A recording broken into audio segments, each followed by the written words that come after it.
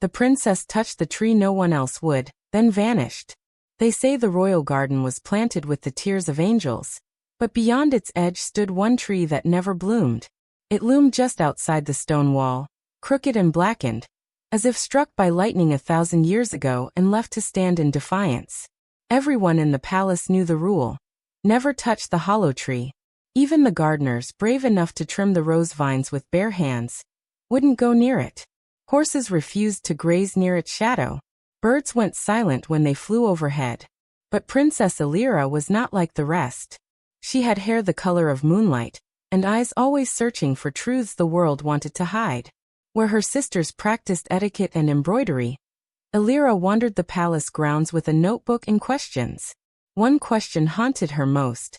Why is the hollow tree forbidden? Her tutors dodged the answer. The queen called it a cursed thing, best left alone. The king simply turned his face away.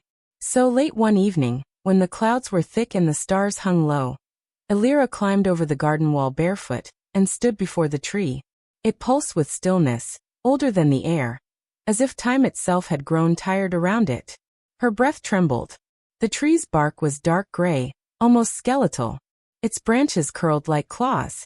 But at the very center of the trunk, right where her hand hovered, there was something carved into the wood. Not words. An open eye. She touched it. The wind stopped. The world blinked. And Elira vanished. Not screamed. Not ran. Not crumbled into dust. She simply stepped out of the world as if she had never been born into it. When the maidens searched her bed the next morning, they found only her notebook resting on the windowsill, pages fluttering. The last line she had written in hurried ink read, "The tree is watching." And beneath it, scrawled as if by a different hand, were 5 words that no one could explain. Now it waits for another. After Elira vanished, the royal court sealed the garden gates. Servants whispered of enchantments gone wrong, of spirits reclaiming what was theirs. But none spoke openly, because even the guards had started dreaming of the tree, of bark that moved like breathing skin, of an eye blinking where no eye should be. The queen fell ill. She would not speak Elira's name. The king ordered the hollow tree burned, but it did not burn. They brought oil, firewood, a dozen priests with torches. Flames danced high, wrapping around its limbs, and yet the tree stood unblackened, untouched. The fire refused to consume it. Worse, when they returned the next morning, the earth was clean. Not a single scorch mark. Not even ash. Just one new thing. Another carving on its trunk. Another eye. Open. Watching. Lyra, the palace scribe's apprentice, was the first to recognize the pattern. She'd grown up with Elira, studied beside her, shadowed her curiosity. And now, she was drawn to the silence Elira left behind. One night, she crept out under a bruised sky, her candle barely lit, and pressed her hand against the garden wall. She dared not climb it, yet she could feel it. The thrum of something alive beyond the stone. And then she heard it. Not with her ears, but in the back of her mind. A whisper. Not words. Not language.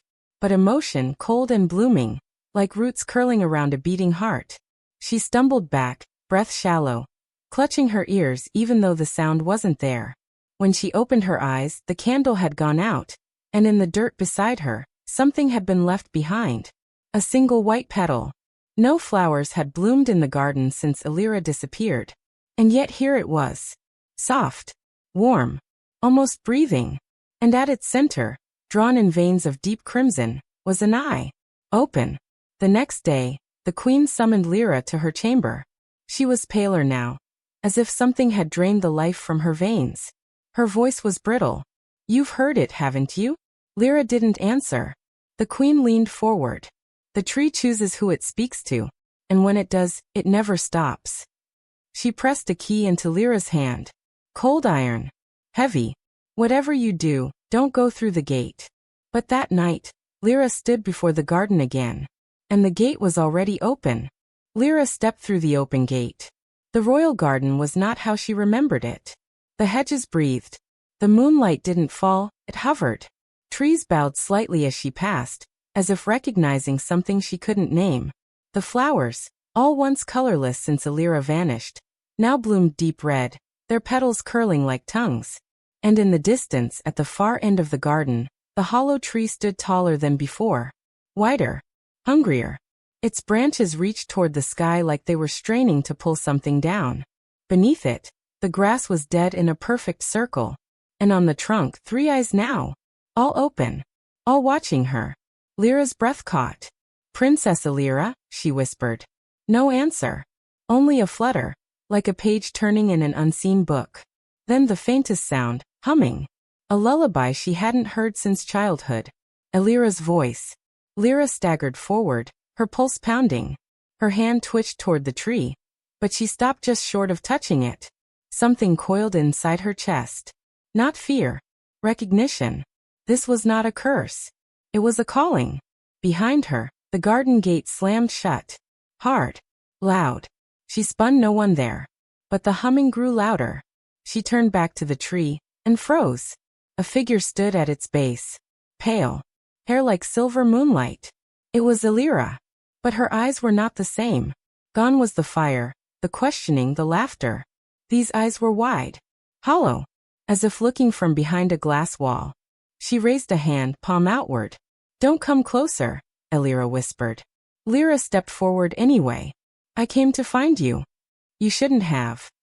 Lyra's voice cracked, not from weakness, but from something deeper, as if she was being forced to speak with a mouth that wasn't hers.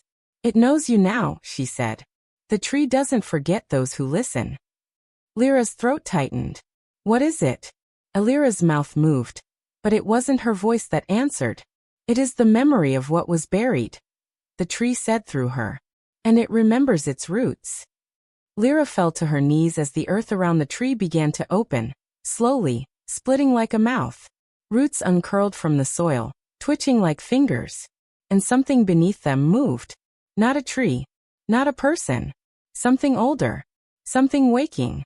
The soil cracked wider, and Lyra scrambled back as thick roots twisted up from the earth, knotted like muscle, dripping with black sap.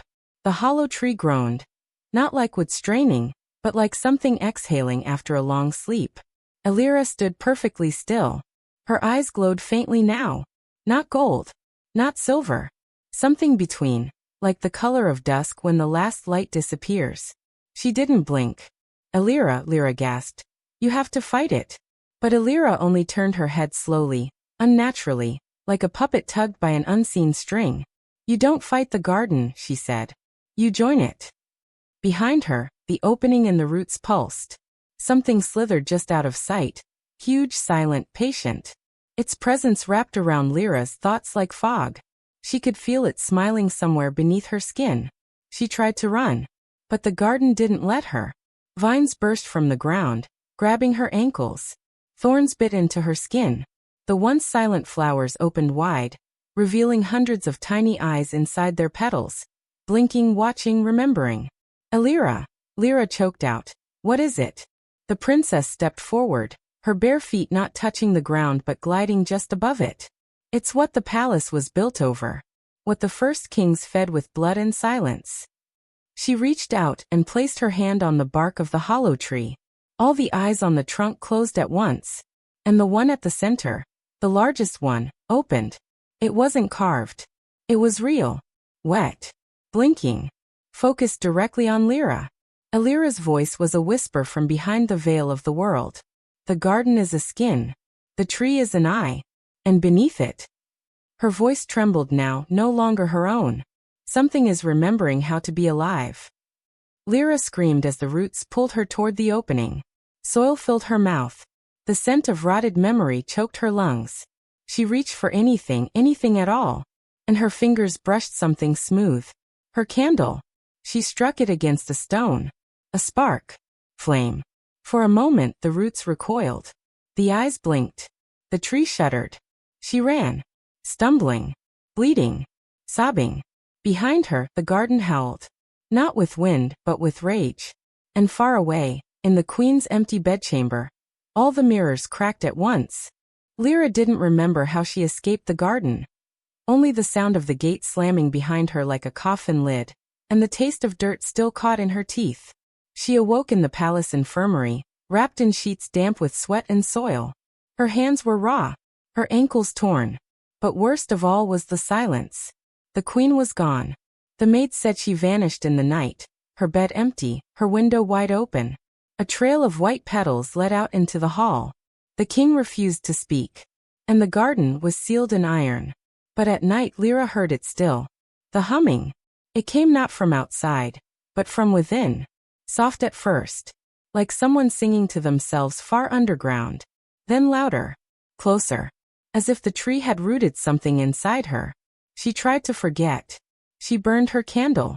She buried the petal she had kept hidden. She sealed her window. It did not matter. The dream came anyway. Lyra, standing beneath the tree, her arms open, her mouth moving, but no words, only the eye, opening, watching, always watching. On the final night, Lyra returned to the garden alone. She had tried to warn the king, but he would not listen. She had written to the priests. No answer came. The court had moved on, feasting, smiling, pretending the garden had never existed. But it had. And it was no longer sleeping. When she reached the gate, it opened for her. The trees bowed as she passed. The hollow tree was wider now, taller. Its bark pulsed like breathing flesh. The eyes on its trunk no longer blinked. They stared, waiting. Lyra stood beneath it, unchanged, a statue of sorrow and silence. "You came back," she said softly. "I never really left," Lyra answered. The roots stirred. The ground opened. But this time, Lyra stepped forward willingly. She placed her palm beside the largest eye. And it closed. Peacefully. The garden sighed. The branches lowered. And everything went still. In the morning, the gardeners found the hollow tree blooming. Dozens of white flowers curled toward the sun, each one soft and silent. Except one. At its center, a single bloom opened. Inside it, an eye. Watching. Remembering. Waiting.